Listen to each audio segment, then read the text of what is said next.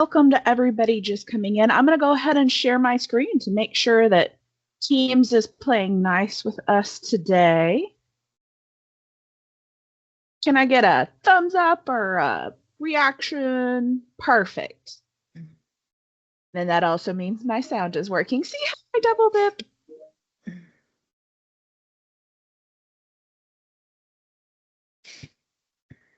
We're going to give everybody just a couple minutes because it's right at the top of the hour, and we are going to get started because we are really looking forward to this conversation today. It is near and dear to our hearts, as all of our Tech Talk Tuesdays are. And so we want to make sure we have time.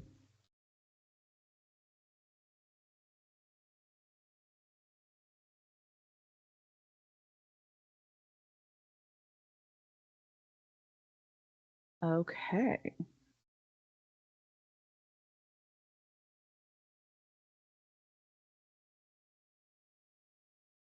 All right. Well, it is right at the top of the hour, so I'm going to go ahead and jump in. We're really glad that you all could join us today. We appreciate you taking your time to hang out with us and have conversations on AI. So today we're actually going to talk about the future of work skills with AI and what skills actually matter now. As always, we are the TBR AI Learning Collaborative. With me today is Erin Hughes, Jamie Nelson, Pari Bott, and I am Sarah Hazelton, and we are always happy to spend our Tech Talk Tuesdays with you. Today, we're going to be talking about a couple things. So when you walk away, we want you to be able to identify how AI is reshaping the actual work tasks. And we're going to use higher ed because that's where we all spend our time. And so we are going to make sure it's relevant and connected to you. We want to make sure we're connecting those changes to high value human skills. We're actually going to work with you to redesign one task into a human AI workflow. And then throughout the discussion, we're going to be talking about how this also applies to student learning and productivity and effectiveness. So this session is not specifically about tools. It's going to be about how work and the required skill sets are changing around us. But if you've joined us before, you know the first thing I'm going to do is some housekeeping reminders. So as we talk about anything related to AI, I'm always going to remind you to protect your information. So make sure when you're using any of the AI tools that you are not including any personal identifiable information. You'll hear us call it PII when you're interacting with the tools. So that's things outside of like your social security number and birth date and those things. Don't put those in ever, but also things that could identify you outside of that. If you are using AI with any kind of student information, make sure you are also protecting your students' PII. So if you're putting a student response in or you're copying and pasting survey results or any kind of thing that you might be doing, make sure you're protecting their information as well. And as a reminder from our friends at our TBR IT team, we do not allow third-party AI tools. And we don't allow third-party AI tools because we cannot possibly know all of the terms of service, the privacy policies, et cetera, from those tools. So if you have one such as Otter AI or Read AI, we are going to allow it to exit our meeting. And so we don't allow those, but any of the tools, for example, Copilot, which is embedded with Microsoft, is just fine because it's your institutional account. If you have Zoom accounts from your institution, Zoom has some great AI tools as well, so those are allowed. So I said we were going to be interactive today. So the first question we have, get your typing fingers ready, because we want to know, what is the impact of AI on you? Tell us in the chat, one task in your role that feels easier or faster today. Maybe it feels more uncertain than it did a year ago, but be specific. So give us some examples like, providing feedback, drafting communication, data analysis, that kind of thing. Give us some specific examples of something that is easier today or maybe feels more uncertain. So we rate making test questions, drafting assessment items and performance tasks, library instructions, building assessments, travel, yeah, making interactive study guides, that's a good one. Developing video scripts, yes. Creating D2L compatible quizzes, yes. Great. Keep putting those in there. As you think about them, we will have a couple of other opportunities for you to throw input in there today. We want to hear from you, so please feel free to add it to our chat. Before we get started today, the first thing we want to do is we want to frame the big picture.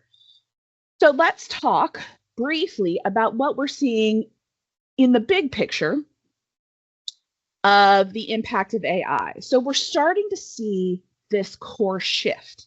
And the shift is that we're seeing, just as we're putting in the chat today, right? Our question was, how is it impacting you? We're already starting to see where AI is reshaping the tasks and the skills that positions require. We saw some early job elimination, but that's not the trend as we go forward. So what we're seeing is this reshaping of skills. And this is really important for us to understand, especially in higher education. We're seeing a rapid adoption of AI. Now, remember, this is big picture. So big picture, even from 23 to 24. So this data is admittedly just a little bit old because they haven't released the 25 numbers yet. But from 23 to 24, 78% of organizations reported using AI. That was up from just 55% the year before. We're still waiting on the 25 numbers to come out, but that level of adoption tells its story. We're also seeing that within job postings, so we're not seeing a slew of new and different jobs, but what we're seeing is in existing job postings, the requirement for AI skills grew 144% year over year, and that's in early 2026. So what we're seeing is, as we are seeing more job postings globally, as we're seeing job postings, we're now seeing requests for AI skill sets in job postings. This is important to understand. That adds to that bigger picture because what we're seeing is that we're no longer just doing the work. Now we're doing the work and directing and evaluating and improving. We've got to take that work to the next level. We're also seeing a shift, or sometimes I like to think about it as a return, because these soft skills, this conversation about soft skills isn't necessarily new, but it's more important than ever. So the fastest rising core competencies that we're seeing are those uniquely human traits that AI can't replicate. These are the skills that we need and that we need to build in our students. So things like creative analytical thinking, being able to take that AI output and use it and edit it and be able to take it to that next level. The resilience, the flexibility, and the adaptability and the agility. This is critical. And just as we think about the evolution of the AI tools, right? If I think back to that first season we did of Tech Talk Tuesday, I can remember 2 sessions we did on Copilot. Like, we were talking about how to use it with Word. We were talking about where it had positives and where it had negatives. I think about going back and looking at that video and seeing where we were then to where we are now with the existing tools. That's not a new tool. That tool's been around. Copilot's been around. But our ability to use that tool, the number of iterations we've seen with chat or with Claude or with any of those tools, for our skill sets, we have to be able to be resilient and flexible. That's more important than ever. And of course, leadership and social influence, being able to have conversations and build relationships with people. So what does that mean? So what does that impact?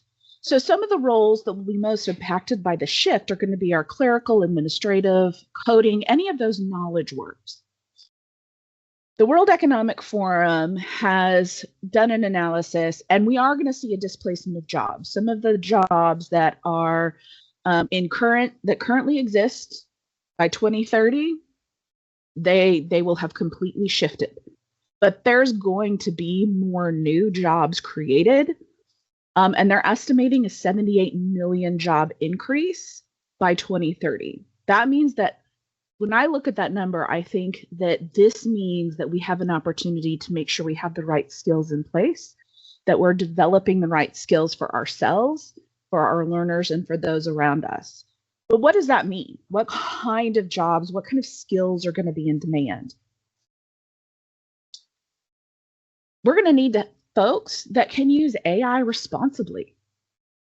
We're going to need people that can not only evaluate outputs, but I was reading not only evaluate outputs, but be able to evaluate other people's outputs. How many of you have worked with someone who gives you something out of AI and you take a look at it and you're like, what are we doing? And you're editing everything because it didn't come out quite right, or AI started the story, but they're not finishing it right, or the output isn't quite right. So being able to evaluate those outputs, and specifically with industry knowledge, that's going to be critical. Redesigning workflows consistently. We talked about agility a minute ago. That's going to be really important as the tools continue to advance. Redesigning those workflows. Being able to make decisions with incomplete information is going to be more important than it ever has been in the past. And then this is critical. This is that piece that I think is the tipping point, in my opinion, on the skills. It's being able to combine that technical skill with that critical human judgment. This is the landscape we're seeing today, and we found this kind of challenge. Like, this is the question that we ask ourselves all the time. If AI can do that first draft, if we consider that AI is going to do that first draft with us, then how do we make sure we're adding value to what happens after that? So that's our big picture. And I'm actually going to turn it over to Pari because she's going to dig a little bit deeper into specifically some changes we're seeing in higher ed.